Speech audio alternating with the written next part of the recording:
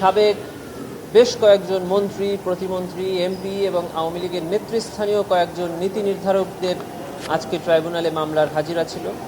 তাদেরকে ট্রাইব্যুনালে হাজির করা হয়েছিল। প্রসিকিউশনের পক্ষ থেকে তাদের মামলার তদন্ত প্রতিবেদন দাখিলের জন্য আমরা সময়ের প্রার্থনা করেছিলাম। ট্রাইব্যুনাল সময়ের আবেদন মঞ্জুর করে আগামী 15ই অক্টোবর 2025 তারিখ তদন্ত প্রতিবেদন দাখিলের দিন ধার্য করেছেন। আপনাদের মাধ্যমে জাতিকে আমরা জানাতে চাই যে এই মামলায় টোটাল 45 জন আসামি।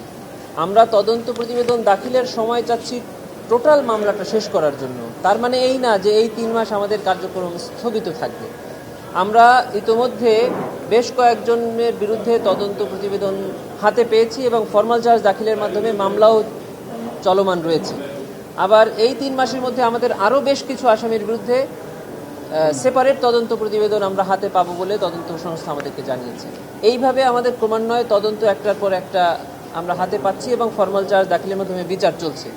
আর আমাদের মিস কেস মানে এই যে বিবিধ মামলাগুলো আমরা তদন্ত কার্যে সহায়তা করার জন্য পরিচালনা করি, সেগুলো আমরা এরকমভাবে সময় নিয়ে যাব, তাতে মামলার তদন্ত কোনো বিঘ্ন সৃষ্টি হবে না। আর আরও একটি মামলা ছিল যেটা 23 জন সাবেক পুলিশ কর্মকর্তার বিরুদ্ধে, সেটিরও আজকে দিন ধার্য ছিল। তাদেরকেও ট্রাইব্যুনালে হাজির করা হয়েছিল। তাদের মামলার তদন্ত প্রতিবেদন দাখিল করার জন্য আমরা সময় চেয়েছি, সময় আবেদন মঞ্জুর হয়েছে।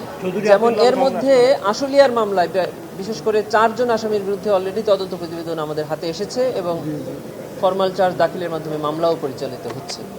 চৌধুরী আব্দুল্লাহর মামলা আজকে হাজির হন।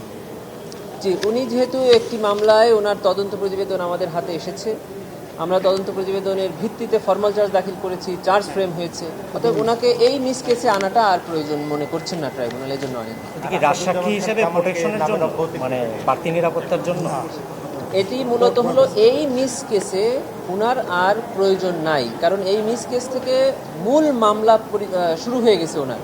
আর সাথে সাথে এটাও বলা যায় যে উনি যেহেতু অ্যাপ্রুভার হতে সম্মতি দিয়েছেন,